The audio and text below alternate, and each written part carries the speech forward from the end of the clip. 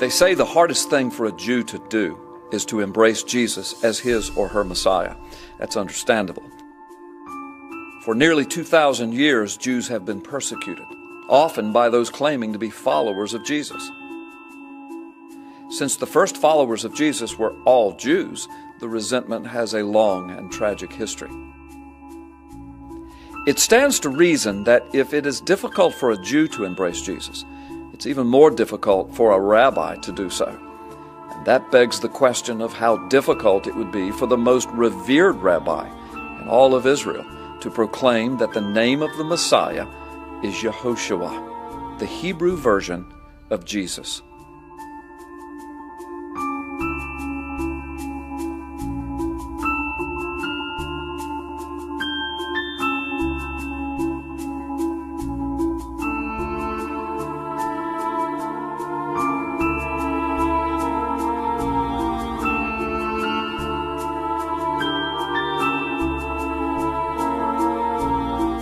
This is the story of Kaduri, the rabbi who found Messiah.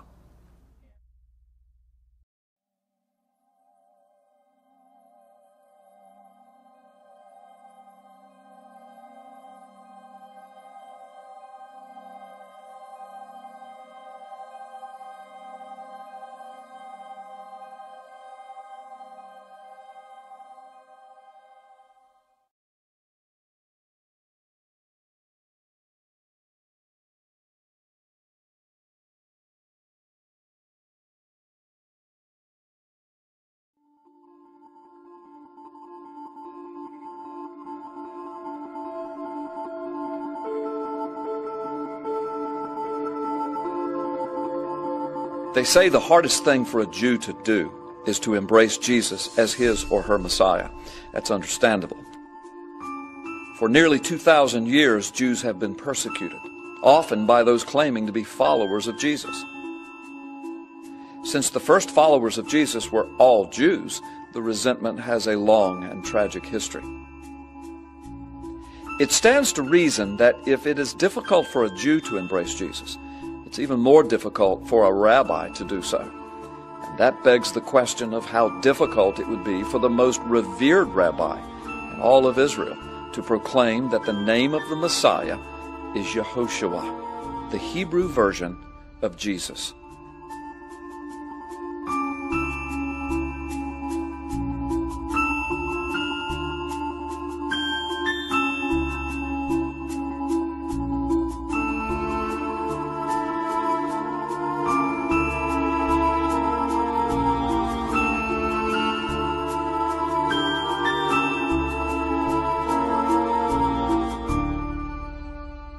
He came out of what's now, of course, modern-day Iraq.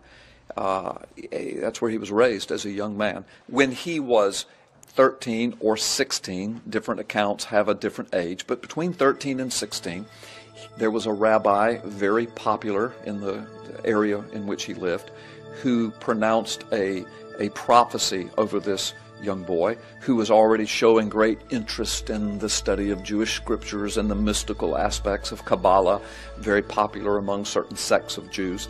He was already displaying great affinity towards that study and gifts in those areas. And this rabbi from Iraq, venerated in his day, pronounced over this young boy that he would be used of God, he would be great, that people would flock to his doors in the future seeking blessings, and that before his life was over, he would see the Messiah.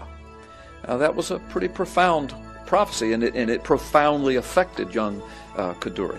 Well, he eventually migrated as a young man and as a young married man into the area that we now know as Israel, but Kaduri was born in the late 1800s, so his life spanned a portion of the 1800s, all of the 1900s, and then he passed in 2006, so the beginning of the 2000s. In the early 1900s, he migrated to Israel before it was even a nation. So he saw every major war. I mean, he lived through World War I and through World War II, and then, of course, the founding of Israel, and then all of the wars that ensued in Israel's independence and fighting for its independence. He went through all of that. Great figures in Israel's history came and went. Great figures in world history came and went through his lifetime. And so after Israel was founded, though, as a nation, he still was quite a humble and relatively unknown, kind of an obscure figure. He was serving in a yeshiva, which would be roughly equivalent to a seminary, a training school for young Jews who were interested in the deeper meanings and the mysterious meanings of the Scripture. And he was training these students, and he was binding books and producing amulets, little blessings, little necklace and bracelet blessings that he would give to people, and down through the years as he aged and the passing of other rabbis, eventually the mantle was passed on to him, and he became known as the one to go to for a blessing, the one to go to for some counsel, the one to go to for illumination upon the Scriptures, and made quite a reputation, very humbly and very quietly, known overall as a very meek man, not loud, obnoxious, or outspoken, but before long, many were claiming that his blessings were working, and his blessings were having profound effect on people's lives. Everything from people claiming that his blessings allowed them to produce children where they were not able to do so, or to get a job where they couldn't have, or to produce riches where they were not. And so word got around that this was the man to go to. One of the amazing things about Kaduri is that he was said to have this fantastic photographic memory and a mind that was just a trap of information, and that people would bring a book for him to bind, and how much will you charge me? Well, I won't charge you anything if you'll allow me to read it, to keep it for a while. And then he was reported to have read just volumes and volumes of books and studied them, and then the claim is that he would memorize them. I know for most of us that sounds incredulous, but often he was tested in that. People would ask him a question from a certain piece of literature. Not only would he give the answer, but often he would quote directly from the book, and then he would sometimes give the chapter or the page number whereupon that quote was found, and people were quite astounded that his mind was sharp and that he obviously did have a photographic memory.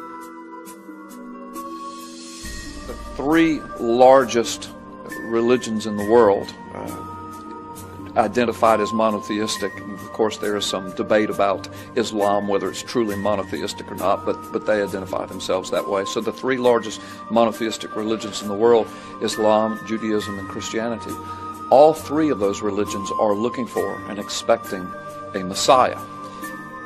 Interestingly, they are all interconnected in their looking for a Messiah in various ways. The Christians, of course, adhering to the New Testament documents as they are interpreted through the Old Testament documents, as all of that is interpreted through the proclamations of Jesus Christ and the revelations of Paul and the revelation of John, and they are looking for Jesus the Christ, who was crucified on Calvary's cross, risen from the dead. They are looking for him to return as the ruling and reigning Messiah, as he promised, as the angelic announcers promised, as the New Testament prophets, again, Paul, John, the gospel writers, etc., as they all promised. So the Christian world is looking for the return of Jesus Christ as outlined in the New Testament documents. Now, interestingly, the Muslim religion, Islam, they are also looking for a Messiah to come. They call him the Mahdi, M-A-H-D-I. But the reason I say interestingly is because they fully expect and teach that Jesus, whom they claim as a prophet of Islam, they do not claim that Jesus was the Son of God. They do not claim that he had any deity about him, as the New Testament Christian scriptures would proclaim. But they proclaim that he was a prophet sent by Allah to the Jews with the basic message that they must turn to Islam. So they believe that Jesus is a great prophet, not as great as Muhammad. Muhammad is the greatest. But in their teaching, they teach that Jesus will return just before or with the Mahdi, the ruling and reigning Messiah to come. Now, a Christian would say this is another Jesus, this is another gospel. I understand that, but I'm just saying that Islam attests to this historical person of Jesus. And they say that Christians have it all wrong, that he didn't come to be the Messiah, he came to be a prophet to the Jews. Judaism also is expecting their long-awaited Messiah. Now, those that are students of the New Testament understand that that was the furor of Jesus' day, when people were proclaiming him as Messiah, because the Jewish understanding of Messiah is a little different from the conservative Christian understanding of Messiah.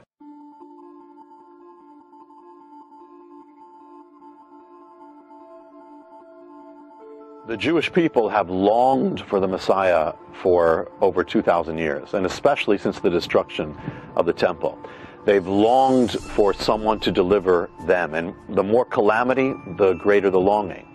Yeshua, or Jesus, said that, you don't receive me, you'll receive others. And the fact is, in Jewish history, since the time of Jesus, there have been about 40 major, in some way, false messiahs who have been embraced in one form or another by rabbis and by segments of the Jewish people. There was actually a very famous figure, Bar Kokhba, who is known as a hero in Jewish history, but he was a false messiah. He was hailed as a messiah, and he led the Jewish people to really destruction.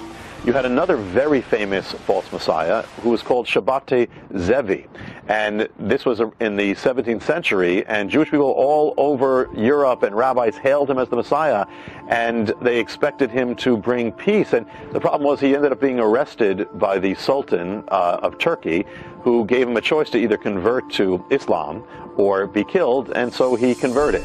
Yet, according to the Bible, there are exact requirements of the Messiah. And again, only one fulfilled that. And according to Daniel, the Messiah had to come before the destruction of the temple. The temple was destroyed in 70 AD. So whoever the Messiah is, the Messiah of the Jewish people, the Jewish Messiah, he had to have come before the year 70 AD. And again, there's only one in human history who's even known around the world. Even his name means the Messiah. His first name, Yeshua, means salvation. Last name means Messiah. Who the entire world has centered on, our entire date system has divided over, and he just happens to be Jewish, and he just happened to have fulfilled all the prophecies of the dying Messiah of the Hebrew Scriptures, and that happens to be Yeshua, Jesus.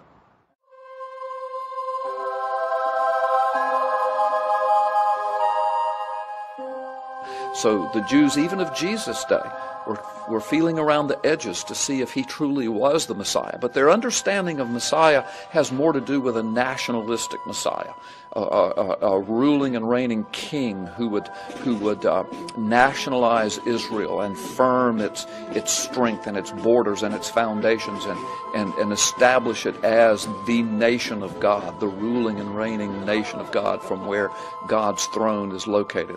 Many people believe that that's why Judas got so bumfuzzled and wound up selling out Jesus and the disciples, because he was fully expecting this Jesus from Nazareth to be this nationalistic figure. We see in the New Testament scriptures a couple of brothers, John and James, and the mother that wants to know, when you come into your kingdom, can my boys rule and reign at your right, one at your left and one at your right? They thought that he was going to ascend some type of a throne, become the king of the Jews, if you will, the king of Israel, reestablish Israel, throw off their Roman shackles and the bondage of this huge Roman Empire, and become the mighty superpower of the world, and finally this messianic nation that they had so longed for and so long waited for. The Jews are expecting two messiahs. This is a little confusing to a lot of Christians, but it's long been taught in Judaism that they are expecting Messiah ben Joseph. The word ben, of course, means son of. Messiah, son of Joseph, who is more of a nationalistic figure, a great military leader, a great ruling kind of political figure. Messiah ben Joseph. Very interestingly, Jewish tradition teaches that Messiah ben Joseph would eventually be betrayed and rejected by his own people, that he would eventually be killed, and that when the second Messiah, Messiah ben David, arrives, who is the ultimate Messiah, he would resurrect Messiah ben Joseph. He would cause him to be resurrected. Every time Jesus went to a hillside to teach, there were 10,000 people that would show up. The man was popular, and he obviously had, just humanly speaking, he obviously, to the people who lived then, had a touch of God, an anointing of God.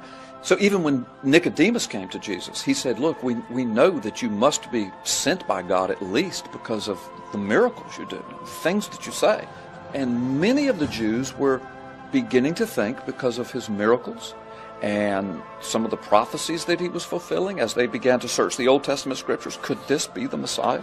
Many began to call him Son of David, a messianic term. Tens of thousands of people followed him, for the miracles and for the spectacle of it all, but many of them were beginning to believe that he could be the Messiah. So much so that in the last week of his life, when he rode into Jerusalem on the back of a donkey, thus fulfilling some prophecies in Zechariah, they hailed him as the Son of David, the Messiah. The Pharisees, the teachers of the law, went to Jesus, said, tell your disciples and tell the crowd to stop this. This is blasphemous for them to be identifying this man as the Messiah. In Orthodox Judaism, the whole concept of Jesus of the New Testament, Jesus, what a Christian would call Jesus the Christ, the whole concept of the New Testament documents is anathema.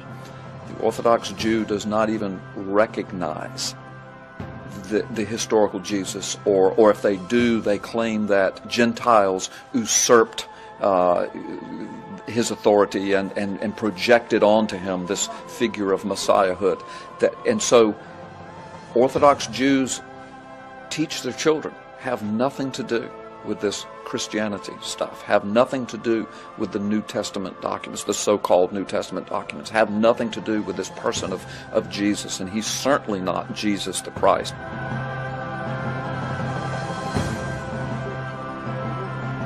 There's really no greater conflict with faith than between a Jewish person and the figure of Jesus. We are taught from birth in some way that the one thing you can't believe in is Jesus. And so there are Jewish people who believe in Eastern meditation, that's fine. There are Jewish people who are atheists, that's fine. Agnostic, that's fine. But if you believe in this Jewish rabbi, that's the big stumbling block. I mean, for that reason alone, there must be something very powerful about Jesus.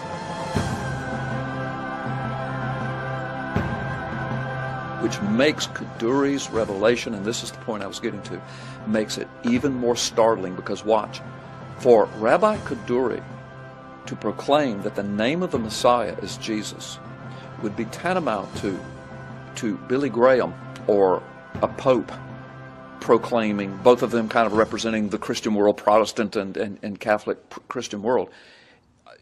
That would be tantamount to one of those great figures of Christianity proclaiming that the real Messiah was Mahdi.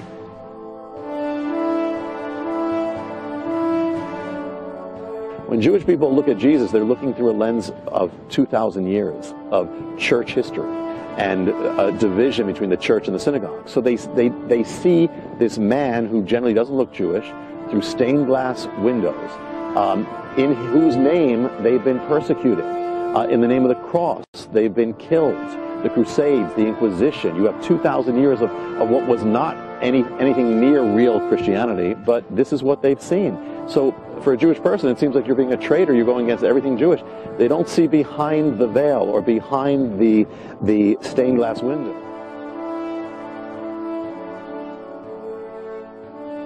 Well, in the 1990s, and Kaduri would have been an elderly man then, probably in his 90s, there was another rabbi who was well known in Israel and among the Jews. He was good friends with Rabbi Kaduri, and he pronounced a prophecy over Kaduri when Kaduri was an elderly man, that very similar to the one that was pronounced over him when he was 13 or 16, that he would see the Messiah before he died. So, as a matter of fact, then, in 2003 was the first time that Kaduri made a pronouncement that he had had the vision. Finally, he had had the vision, and he had seen the Messiah. and he had been given all sorts of revelation about this Messiah and information. And he spoke in rather nebulous terms there for several years. But in 2005, and this is what he is most famous for, or some would say infamous, but in 2005, a lot of amazing things happened. In October 2005, Rabbi Kaduri, in his Yom Kippur service, the highest of holy days among the Jews, in his Yom Kippur service in his synagogue, he announced to the people that he had seen Messiah. Now, most of them had heard this, that he knew his name, he knew who he was, he knew the real identity of the Messiah. He also had some information as to the coming of the Messiah. He could associate it with a certain event. And he told the people that he had written the name of the real Messiah in a note, and that this note was to be sealed until his death. And then they were to wait 1 year after his death before they opened the note. July and August of that same year, Ariel Sharon was involved in the Gaza Land for Peace deal. Highly controversial among many Jews and around the world.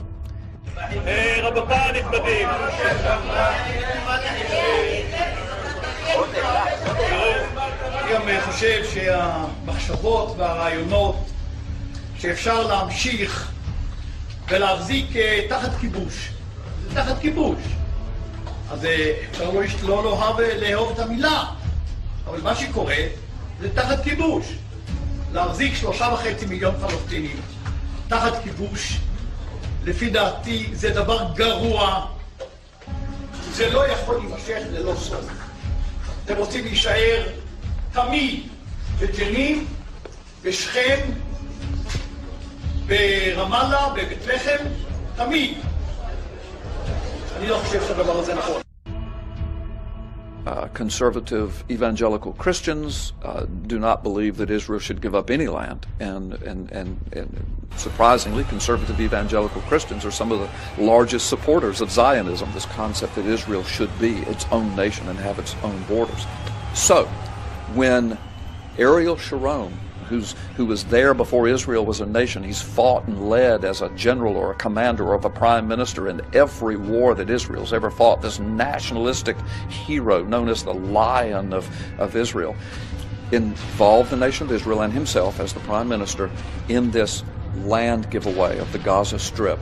There was a group of rabbis who practiced Kabbalah, who pronounced a death curse, who performed a ritual. It's an ancient Kabbalistic ritual called the Pulsa Dinura. Hebrew, Aramaic, it means lashings of fire. The study of the Kabbalah says that it's a calling for the demonic or angelic forces to affect one's life and to bring suffering upon a person until they finally die.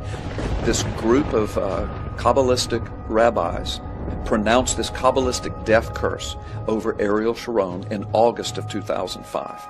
Now remember, this is August of 2005. October, just a few months later, Kaduri is in his synagogue saying, I've seen the Messiah, I've written it in a note. But the other astounding thing that he said was, and I must tell you that the Messiah will not come until after Ariel Sharon's death. Now, there's no evidence that I was able to uncover that Rabbi Kaduri was involved in the Pulsa Dinura death curse. And he didn't even refer to that in his synagogue speech at Yom Kippur. But it's interesting that this was done, and it was in the news that Sharon had this curse pronounced over him. And he was not the only Israeli leader in history to have this done to him. Within weeks, January, in the beginning of January, Ariel Sharon suffers a massive stroke and lapses into a coma. He has remained at Soroka University Medical Center in what everybody has described as a vegetative state since. But last week, when scientists showed Sharon pictures of his family, and they also had him listen to his son's voice, and they also employed tactile stimulation. They were touching him. They did all those things and tested him at the same time, and it showed his brain was processing the stimuli appropriately.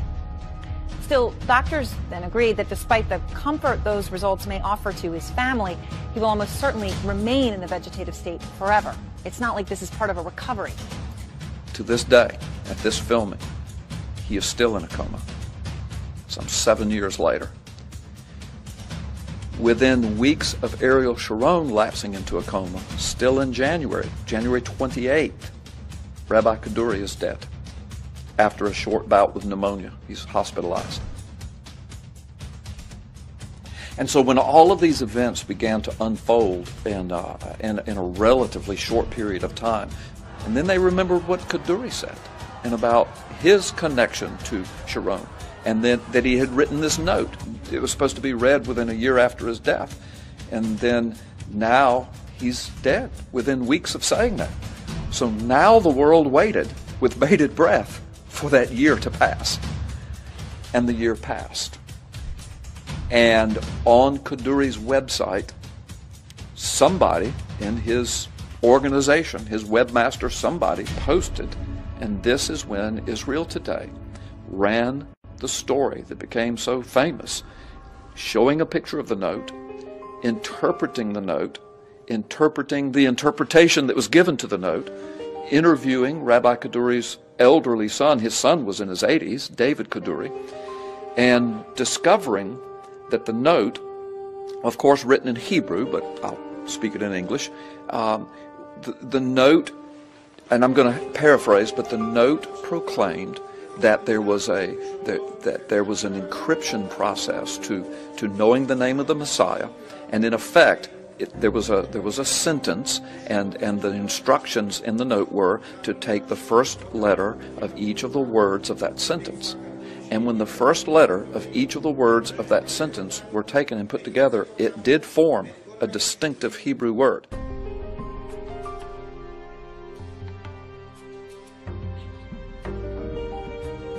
And when the first letters of each of the words were taken, it spelled the name Yehoshua, or in another Hebrew way of saying it is Yeshua, translated. So, speaking English now, this mysterious death note says, the Messiah, his name is Jesus. And according to Kaduri's prophecy, Jesus will not come and set up his messiahship until Ariel Sharon has passed. And from that point forward, when that note was revealed, and that was the purported revelation of Yitzhak Kaduri, that's when the religious world was thrown into a furor and a fervor.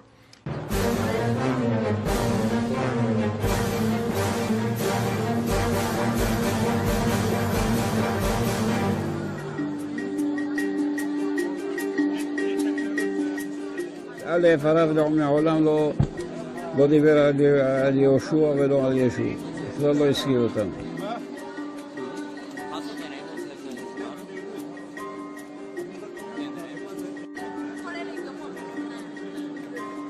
הרב לא מסר שום מכתב קודם פטירתו, לא הודיע לפתוח או לא לפתוח, שום מכתב לא היה משמו. כל המכתב הזה כולו מזויף משכתב ועד סופו. אין שום אמת בדברים. Many began to proclaim this has to be a trick, this has to be a forgery. Rabbi Kaduri would never say such a thing. דבר פשוט וברור שמעולם הרב כדורי לא כתב שום מכתבים ולא השאיר שום מכתב, לא לבני ביתו, לא לבנו רבי דוד ממשיך דרכו, לא לנכדו רבי יוסי כדורי, לא לשום אחד מעוני המשפחה, לא לאחד מעוני התלמידים, הכל שקר. He would never betray his people like that. They saw it as an act of betrayal.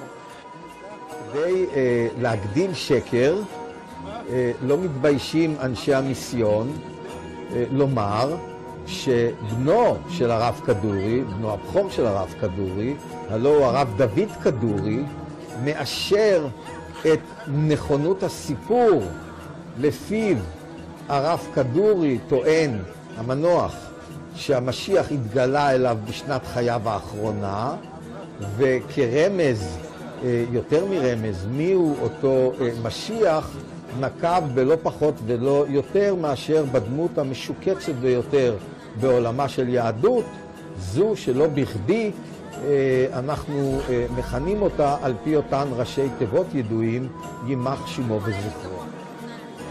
Why would a man with such great prominence politically and religiously, a man that could draw 300,000 people at his funeral, they had to close the streets of Jerusalem, why would a man with that legacy in the minds of the Jews, why would he ruin it all?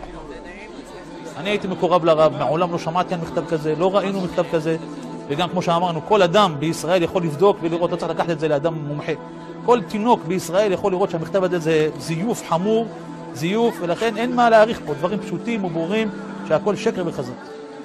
Rationalized that it has to be a fake, it has to be a forgery. Because why would he do that? He wouldn't do that. That was the conclusion they came to. They asked the question, why would he do it?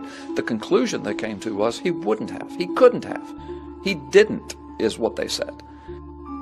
הצעד האחרון והכושל בדרך חתחתים שנמשכת 2000 שנה מאז הופיעה הנצרות על במת ההיסטוריה, הדרך הזאת לאחרונה מנסה באופן, הייתי אומר, שקשה לתאר, שפל ממנו, לרתום את דמותו ואת זכרו של הרב כדורי, זכר צדיק וקדוש לברכה, ככלי לשתות, לרמות ולכזב להמוני בית ישראל.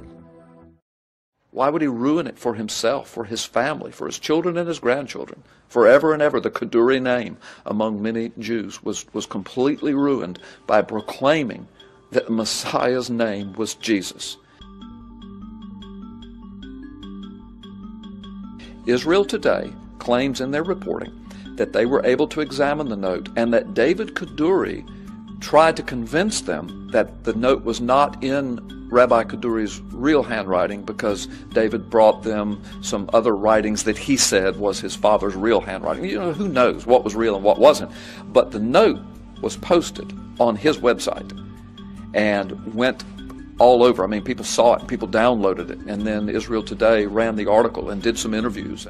I contacted the folks at Israel Today, and they confirmed the story and declared that they were sticking by their story, that this is what happened. The note was posted on the internet. They interviewed the son. They interviewed some of the followers of Kaduri who confirmed this is the note. א', הרב מעולם לא דיבר על יהושע ולא על ישו. בכלל לא הזכיר אותם. And David Kaduri, I'm not saying he had any nefarious reasons for this, but he had a ministry to continue. He had a life to continue. He had a legacy to continue. In some ways, as most ministries are, there's a business angle. He had a business to continue. And this revelation could have proven to be devastating to all of that. So it would have caused him to be deeply concerned, even grieved, and then to try to unravel that. What do we do with this? How do we handle this? Is it real? If it is real, what do we say? What does that say about my father? If it's not real, what does that say about who pulled this dirty trick on us? So putting myself in his position, especially as a ministry leader myself, I can imagine the angst that he felt. But the evidence seems to suggest that as a matter of fact, he did speak of the Messiah as being one called Yehoshua in his yeshiva. אני למדתי בישיבה של הרב כדורי. הוא גם האמין ביהושע. I studied in the yeshiva of Rabbi Kaduri, who also believed in Yeshua. מכיוון שישוע הוא המשיח. Because Yeshua is the Messiah. Okay. Students of Rabbi Kaduri that don't have the full revelation, אנחנו עומדים לעשות קבוצה של הרב כדורי. We're going to have a group of Rabbi Kaduri students שתייצג את יהושע that will represent Yeshua as the head of the וכל ההיסטוריה של יהושע. and all the history, and people will get to know not only what Rabbi Kaduri taught, but the full gospel. ושישנם ארגונים במדינה. And there are organizations in Israel, in the country, שרודפים אחרי יהודים שמאמינים בישוע. that persecute Jews who believe in Yeshua the Messiah. ויש הרבה אנשים שמאמינים בישוע. There's a lot of people that believe in Yeshua ומפחדים להתגלות. and are afraid to go public, afraid to אבל אני לא מפחד מאף אחד. But I'm not afraid. רק מאלוהים. I'm only afraid of God. זה יהודי שמאמין בישוע. I want to say that a real Jew is a Jew who believes in Yeshua. Yeah, well, people have asked, well, but would God reveal to some elderly rabbi, even one that was practicing Kabbalah, the mystical side of Judaism that even some Orthodox Jews condemn, and certainly most Christians condemn, would God reveal the Messiah to such a man? Well, my answer to that is absolutely he could. I'll begin as a Christian with the New Testament. I immediately think of the Apostle Paul, who was a Pharisee, a rabbi, a teacher of Judaism, of rabbinical Judaism, who was on his way to destroy the Christian church, to put people in prison, and by his later testimony, some of them went to their death because of his works. And on his way to do that, on the Damascus Road, in Acts chapter 9, it records that this rabbi was confronted in a vision with the risen Messiah, and then proclaimed that Jesus was the Messiah, Jesus was the Christ, Yehoshua was the Christ, he was the Messiah, and then spent the rest of his life proclaiming that. Going into the synagogues first. Everywhere he went to the synagogues first to convince his Jewish brothers that Yehoshua was the Messiah. I think of that. I think of Simeon in Luke chapter 2.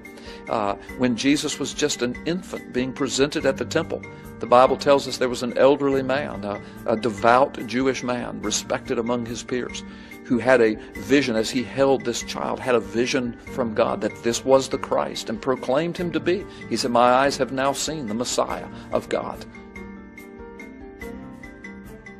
Think of those New Testament examples, but think of this. The Old Testament is replete with what we would call the prophets. I mean, Daniel had a vision of Messiah exalted and lifted up, the throne of God. And he said, "I saw one that looked like the Son of Man that approached the Ancient of Days." Isaiah had prophecies. I saw God in his temple, and high and exalted and lifted up. He would go on later to write in Isaiah 53 about a suffering servant. And of course, from a Christian perspective, knowing the life of Jesus and the testimony of the New Testament, it matches up perfectly with Isaiah 53. I believe he obviously had a vision of the Messiah, and that it was who we know as Yehoshua. Whether he was given that name or not, he doesn't say, but he describes the life and the ministry and the death and the resurrection of Yehoshua perfectly.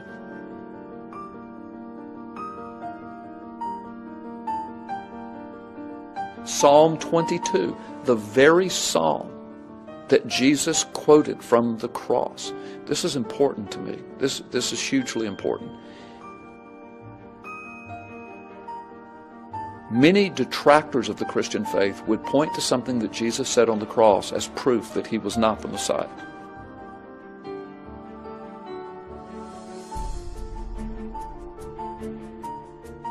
When he cried out, my God, why have you forsaken me?" But here's the problem. Shortly after that, a Roman centurion, the Bible says, watching how he died, and hearing what he said, proclaimed, "Surely this man was the Son of God." Now, see, modern detractors take what Jesus said and say, well, see, that proves, he's calling out to God. That proves he's not the Messiah. But a Roman centurion got it. He understood what Jesus was doing and what he was saying. And here's what it was. The practice of the Jewish rabbis in the day of Jesus, when you were referring to a particular passage of Scripture, one of the most common practices was to quote the first line of that Scripture, especially if you were going to read Scripture in the synagogue. You would say, "Give me the scroll of Isaiah where it says." In fact, the New Testament said that Jesus did that several times. He went in, they handed in Scripture, he took the scroll of Isaiah, and then it says, "Where it says," and then it would quote the first line. Because remember, chapters and verses as we know them in the Scriptures, that didn't come along till I think 13, 14, 1500s. So they had different ways of referring. They would refer to the scroll, they would refer to the writer, to the prophet, then they would refer to a particular passage of Scripture. The book book of Psalms was a book of hymns and praise and worship and poetry and wisdom literature. Now watch. If Jesus, as the supreme rabbi, if you will, on the cross, if he were going to teach the people what was happening, he would begin by quoting the first line of a scripture. So he says, my God, why have you forsaken me? That happens to be the first line of Psalm 22, written 1,000 years before Jesus was crucified. Well, what does Psalm 22 say? Well, it says a lot. It was written by David. And one of the things about prophecy is that the prophet who's writing under the inspiration of God, he goes from speaking of his life and his day, and then you can tell that he's in this state of seeing something in the future. And the text, if a trained person understands this, they can see this shifting of the text as it moves into an area of something that did not happen. And the man that's writing this text, this didn't happen to him, but yet he writes as though it is. So something's happening to the man. He's having a vision. He's having a prophetic insight. Psalm 22 is like that. My God, why have you forsaken me? Well, David could say that. David had had a lot of times of loneliness and feeling like God was nowhere around. But as he continues on, it shifts from what happened in David's life to he begins to describe intimately something that's happening to somebody, but it couldn't be David because these things didn't happen to him. Listen to what he describes. He says, and I'm going to paraphrase, but Psalm 22 says, dogs have surrounded me. They look at me. They look up at me. They mock. They stare. They say, he saved others. Let him save himself. He said, my bones are out of joint. My tongue sticks to the roof of my mouth. He says, they gamble for my clothing under my feet. My hands and feet are pierced. I mean, David is now describing exactly what happened to Jesus on that day. Those were the very words used by the mockers. He saved others. Later, the thieves on either side mocked him. The people, the Sanhedrin council, the Pharisees, the Sadducees, that's what they said. That form of crucifixion hadn't even been invented in David's day. It's my understanding that it would later by the Persians be kind of perfected, and then the Romans would ultimately perfect it with the spikes and the crucifixion as we know it. But when David wrote that, this piercing of the hands and the feet, this exalting up, lifting up, and people looking up and staring, and his bones being out of joint as one would hanging from nails of the weight of his body, that hadn't even been invented yet. And so David's describing what we can clearly see, what I clearly see, as a crucifixion scene, but not just any crucifixion scene. This particular one where they're gambling for his clothing, they're mocking him with exacting words. And Jesus, I do believe, was directing the people that day in his final breath, in his final words. He was saying, let me just paraphrase it. He was saying, okay, people, refer to Psalm 22. You see them gambling under my feet? You hear the words that are coming out of your mouth? Do you see my hands and my feet pierced? Do you see what's happening? I refer you to Psalm 22, which begins, my God, why hast thou forsaken me? Written 1,000 years ago. This is being fulfilled today because I am the Christ. I am the Messiah. I'm the one that David saw. So, can God reveal the Messiah, his name, the details of his life, his suffering, his crucifixion, his coming again? Can God reveal that to a Jew or to an elderly Jew, to a devout Jew, to a rabbi? The Scripture is replete with those examples. Absolutely he can, and many believe that he did in the life of Yitzhak Kaduri. Well, could it be that Kaduri was simply self-fulfilling a prophecy? In other words, what pressure to be upon a young man, as a young man, 13 or 16, for somebody to pronounce, you'll see the Messiah. Well, probably he thought, well, good, one day out there, when you're 13, you think, I'll live forever. And so the time of before your death, that seems like forever away. So he's probably thinking, okay, so someday out in the future, before I die, I'll get to see the return of the Messiah. wonderful. This is profound. So I think he probably took it more as the times in which he was living rather than that he would be special. But when he's an elderly man now, in his 90s, and a venerated rabbi pronounces over him again, you will have a vision of the Messiah. You will see the Messiah. I mean, it made it a very personal thing. And then just a few years later, some people would say, conveniently, he has this vision. So people have wondered, and some have accused, that, well, he was just self-fulfilling. He was getting to be very elderly. He had to know that his days were numbered. He had never dreamed he'd live to be 108, but in his 90s he was thinking, well, maybe I better get this vision thing done. And some people literally say that. Okay, that's a valid argument, and it's a valid consideration. And it could be that he merely self-fulfilled this prophecy. That's an absolute possibility. However, it still begs the question. If you're going to fulfill that prophecy, if you're going to fake it, why in the world would you fake it by giving a name that you know will destroy your reputation and your legacy? The only thing I can think of for any sane person, and there's no evidence that Rabbi Kaduri was not absolutely sane right up to the day of his death. In fact, his mind was still very sharp.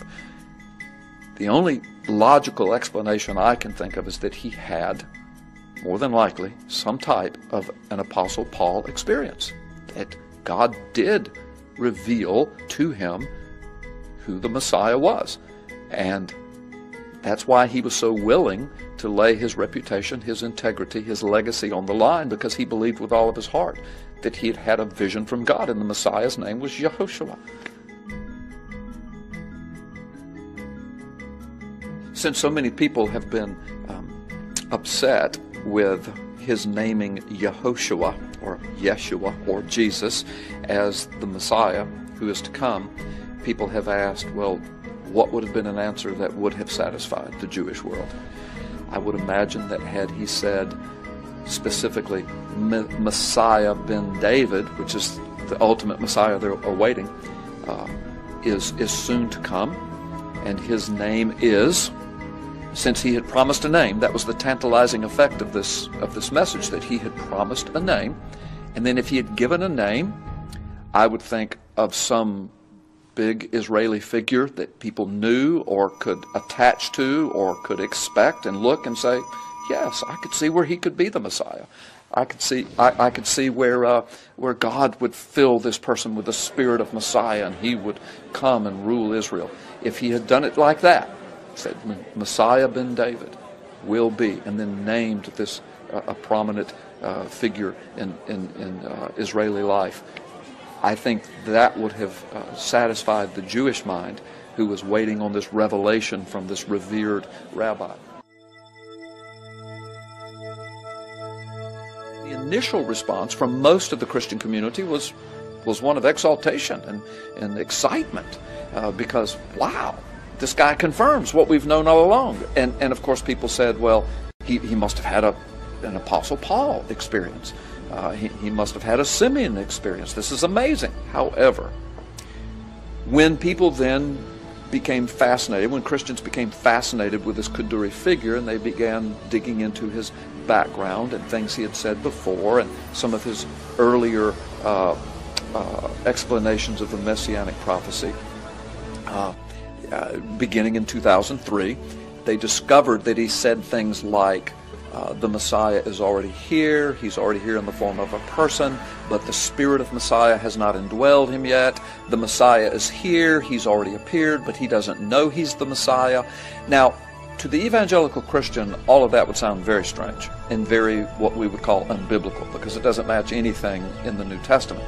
But to the Jewish mind, and you've got to remember, Kaduri was a Jew, a rabbi. This spoke directly to the Jewish mind, because this is just how the Jewish mind expects.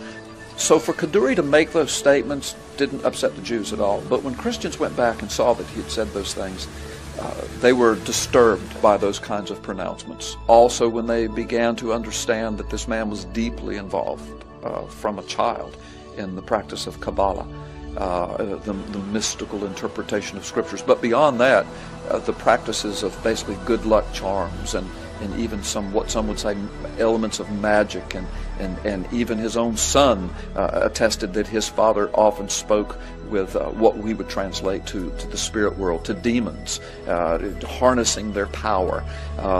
This is a part of Kabbalah. So when Christians found that, a lot of them were immediately turned off and said, no, it couldn't be. So some began to say, well, maybe he had a vision of the Antichrist, because you see, this is important.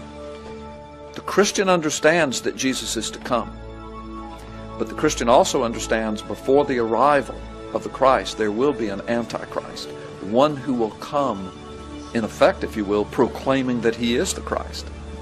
And so Christians, by reading the scriptures and those prophecies, are prepared for a world ruler, or at least a very, very influential and powerful person in the world, who has a connection with deep politics and with religiosity, who deceives a large population of the world into believing that he is this man of God, this Christ, the new Messiah for the new age of the world. Christians understand that there is one to come before Jesus the Christ returns. So people in the Christian community, some, not all, but some in the Christian community began to theorize that perhaps this was the vision that this Kabbalistic rabbi who spoke to demons, had the vision of. Maybe it was the Antichrist he saw. Truly, I believe, biblically speaking, contextual biblical interpretation to me indicates that we are living in the last days. And let me explain. Out of some 6,000 to 10,000 years of human history, in the last 100 years alone, which is our historical generation, so we're the only historical generation to see 4 major prophecies, I mean undeniable prophecies of the end time fulfilled.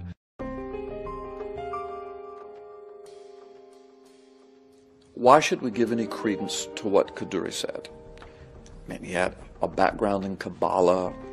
He gave so many prophecies of the end times and even of the Messiah himself that just really don't seem to line up with a contextual biblical understanding, particularly in New Testament understanding. So why should we believe him? Of all the religions looking for a Messiah, there's only one faith that declares that the Messiah's name is Yehoshua. There's only one. So people have debated, well, so Yehoshua is a word, it's a name, but it's common. In English, it's like John. I mean, it's Joshua. In Hebrew, many people are named Yehoshua. This doesn't have to be Yehoshua the Christ, Yehoshua the Messiah, Yehoshua from Nazareth, Yehoshua of the New Testament. So technically, it is correct to say that he did not name Yehoshua of the New Testament or Yehoshua of Nazareth. And I understand that. Technically, that's correct. However, the reason there's so much furor over this is because those that don't like the name Yehoshua, even though it's common, they understand that it's connected to a specific understanding of the Messiah that comes from the New Testament and the Christian faith. And by the way, the Christian faith should not be, in my humble opinion, should not be foreign to the Jewish mind. The writers of the New Testament were all Jews, maybe with the exception of Luke, and there's even debate over that, but they were Jews.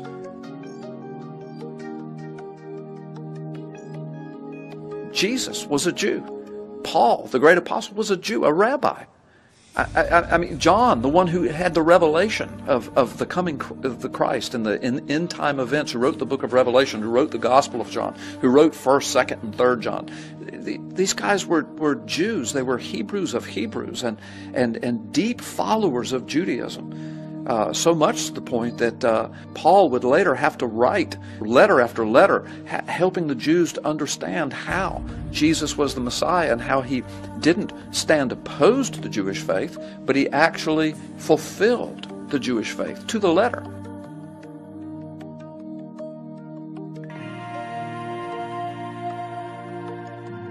So you have to ask, why would Kaduri leave an answer 180 degrees of what he should have, Jewishly speaking, Hebrew speaking, and why would he leave the one name The one and only name, as common as it is, that is common only to one faith looking for the Messiah.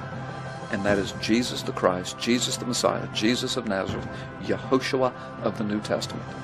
He left the name Yehoshua. So I say to the Christian who might be a little skeptical, I am not putting a 100% endorsement upon Rabbi Kaduri's prophecy saying that he really had it and it's really real and it's 100% authentic. I have no way of knowing that. But I do know that the purported note contains the name of the one and only Messiah of Christianity, of the New Testament, of Jesus. That's the name that was left. That is astounding. That is amazing. And it should cause the Christian to take pause and to think on that, because the Christian knows that that's the name of the Messiah. That's the name, Jesus. And this is what the elderly rabbi said the name of the real Messiah whom he met was. The name was Jesus.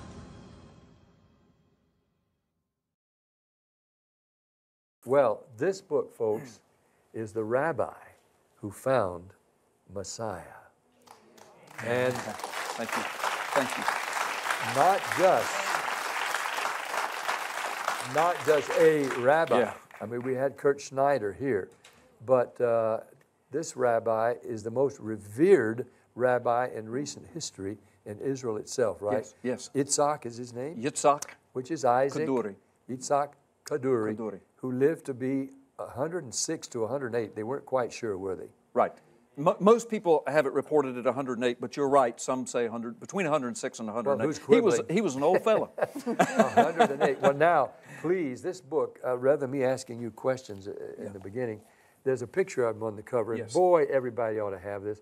Christians and Jews need to get this book. Talk about Saul of Tarsus and Rabbi Schneider. This man, well, talk about how revered the man has been. Yes, thank you, Pat. Well, you know, we're living in prophetic times, I believe. Oh, yeah. And I think this is a great evidence of it. Let me tell you about this guy. Yitzhak Kaduri is his name, 108 when he died. 300,000 people came to his funeral. The president of Israel gave the eulogy. They shut the streets of Jerusalem down for almost 2 days because of the hundreds of thousands of people there at his funeral.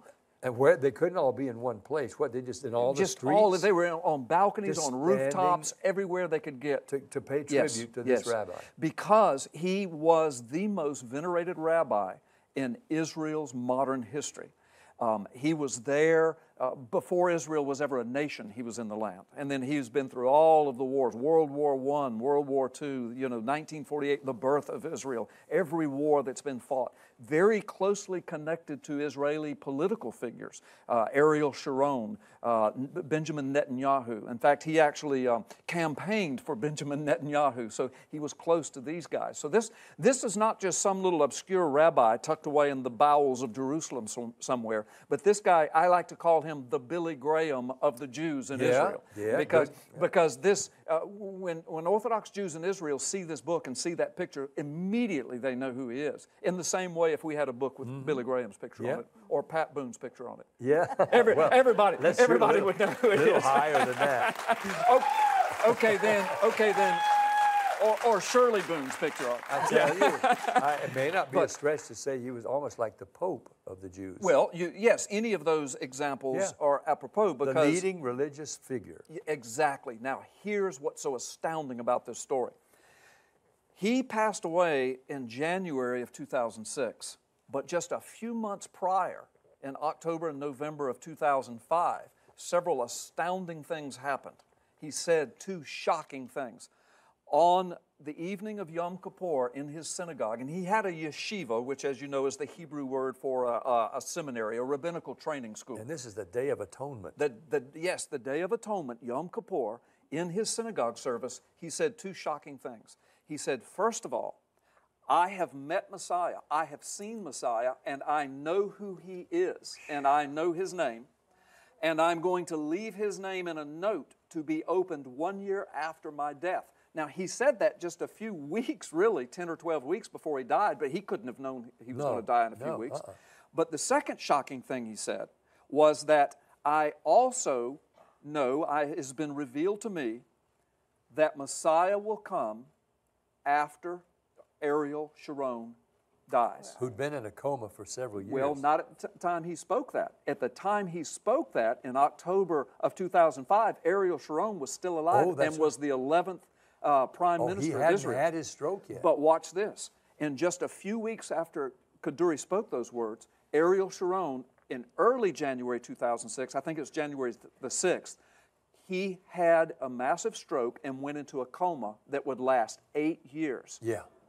He finally passed away in January of 2014. But so he went into a coma January 6th of 2008. January 23rd of 2008, Yitzhak Kaduri died. Yeah. So the same month, wow, Sharon goes into a coma. But he left the word. Kaduri dies, but he left the word. That the Messiah would not be revealed till after Sharon died. Messiah would not come until after Sharon died. So, you know, a lot of people have asked, well, does that mean that the Messiah is going to come, you know, in days or months after? Well, he didn't say that, but what he said was, Messiah will not come until Ariel Sharon passes away. And again, when he spoke that, Sharon was still alive and well and the prime minister. Yeah. And then, of course, when he went into the coma, Kaduri could not have known that coma would last 8 years. No. Which was really amazing because most people, I mean, that's so unusual for a man to lie in that state for so long. Very unusual, yeah. It almost seems as if the Lord determined that he would it's almost be there like, almost in suspended animation until the right time. Right. Now, what's really sensational about this story? So, he dies in 2006. But remember, he had said to his congregation and to the students in his yeshiva that I know who Messiah is, I've met him, I'm putting his name in a note. So 1 year later, 2007, on Kaduri.net, his ministry organization's big website, the note was posted. It was in Hebrew, of course. Israel Today ran a story on it and took a screen capture of the note and put it all over the internet. News First Class, which is a Hebrew-only language big news organization out of Jerusalem, they ran a story on it. The note was kind of encrypted, and he was famous for encrypting his notes, but his note was encrypted with instructions on how to decrypt the note. But you've got to remember now, Orthodox Jew, Orthodox Jewish organization and ministry, so here's this note on the website, but when it was encrypted, May I interject decrypted. just one second? Encrypted means, if people don't know what that means, it's almost like a puzzle, but you're told how to solve the puzzle. Exactly. In fact, here's what it said. Let me just tell you. I'm going to speak it in English, but in Hebrew it said, "He shall lead his people and prove that the word and the law are valid." Now that's the sentence he left. And people looked at that. Oh, it says concerning the letters of his name. He shall lead his people and prove that the word and law are valid. So when people looked at that, they said, okay, well that sounds like something about Messiah, but that's not the name. But then they looked at what he said, concerning the letter abbreviation of his name, comma, and then the rest of it. The rest of those words, in English it's a bunch of words, but in Hebrew it's only 6 words. So they took the first letter of each of those 6 words, the letter abbreviation, and it's spelled Yehoshua. Yeah. Which is Jesus. Which is Jesus, which is the Hebrew word, for Yeshua or Jesus. Yes. Now, when they decrypted that and saw that, his organization took the note down. Because, you know, the Orthodox Jewish message basically is based on the foundation that Jesus is not the Messiah. So when they saw that their Billy Graham said that Jesus is the Messiah, you know, Yehoshua, they took the note down and ultimately destroyed the note. But it had already been screen captured and had been recorded upon. They did destroy the note. Yes, they did destroy the note. I've seen the photocopy of it, though. That's right, and it's in the his book. handwriting. That's right. So, in the meantime, years went by. I was on top of this. My publishers were on top of it, W&D Books, and they asked me, you know, would you write this? We know you know about this story. You've been doing some work and reporting. So I wrote the book, and they've made a movie out of the book. It's a documentary movie, and W&D Films did, award-winning film producer George Escobar did it, but the book and the movie have made its way to Israel, and you're not going to believe what's happening in Israel now. That's what I want to hear about. Yeah. Tell me, Here's what's happening. Yes. Yeah. Well, 11 of his students that were in his seminary. Now, when I say students, I'm not talking about 20 and 30-year-old people. I'm talking about 40, 50, 60-year-old men studying to be rabbis. 11 of them now are Jesus, born-again, Jesus-loving, Bible-believing Christians because of the teaching he was doing in his seminary, because of the note being released, and one, just not too long ago, because of reading that book and watching the movie, said, I give my life to Jesus Christ now. Yeah. So, and these are guys training to be Orthodox Jewish rabbis. I've ordered that, by the way, so we'll watch it when you have time. You've ordered the documentary? Yes, I have it at home. Hallelujah! I didn't know. I didn't know that either. We do know, though, that there are a lot of Christians in Israel. We do know that there is an open examination on the part of Jewish scholars. In fact, there's no question in most Jewish scholars that there was a historic Jesus, that he was a person who lived in Israel in the beginning of what we call the first century A.D. And there's discrepancies about what year that actually was, but there was a real Jesus, and they say he epitomized the best of Judaism. You know, one of the best examples. And yet he said, I am the Messiah, I am he. So if he was not, that's hardly the best of Judaism. Exactly. One of the best examples I can give of that truth that you just so beautifully spoke was there's a man in Israel. His name is Zev Parat, Messiah of Israel Ministries. He was born and raised in Israel. He was born into an Orthodox family, Orthodox Jewish family. His daddy was a rabbi. His grandparents were rabbis. His great-grandfathers were rabbis. He was studying to be a rabbi when he came to Christ by hearing, being on the internet and hearing the gospel and comparing scriptures to scriptures.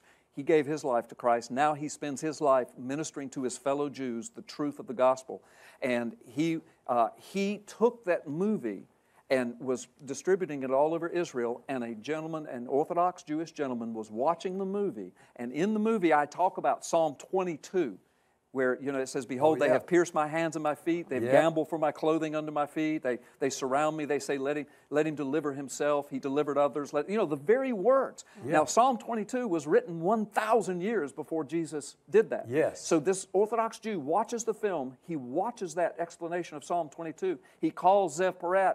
He says, I've been up all night for 3 nights. He says, I can't get over this. I've never seen Psalm 22 before. He said, I read that because of watching that and reading that. He says, you need to come to me now. And he's in Tel Aviv. That was 6 o'clock in the morning. Zev said, I'm on the way. He got to his house, and this Orthodox Jew says, I give my life to Jesus Christ. Hallelujah. So just what you said. In Isaiah 53. They don't read Isaiah 53 if they read those scriptures. Yeah, we've actually read Isaiah 53 to Jewish people, and they were stunned. They don't know. They say, well, that sounds like it's about Jesus. That's right. Here's Isaiah, and I read this coming down, Isaiah 11. In that day, the heir to David's throne will be a banner of salvation to all the world. The nations will rally to him, and the land where he lives will be a glorious place. In that day, the Lord will reach out in his hand a second time to bring back the remnant of his people. But out of the stump of David's family will grow a shoot, yes, a new branch, bearing fruit from the old root. And the Spirit of the Lord will rest on him, the Spirit of wisdom and understanding, the Spirit of counsel and might. Now, who could this be about? The Spirit of knowledge and the fear of the Lord. He will delight in obeying the Lord. He will not judge by appearance nor make a decision based on hearsay. He will give justice to the poor, make fair decisions for the exploited. The earth will shake at the force of his word, and one breath from his mouth will destroy the wicked. He will wear righteousness like a belt and truth like an undergarment. And we're living in those prophetic times right now.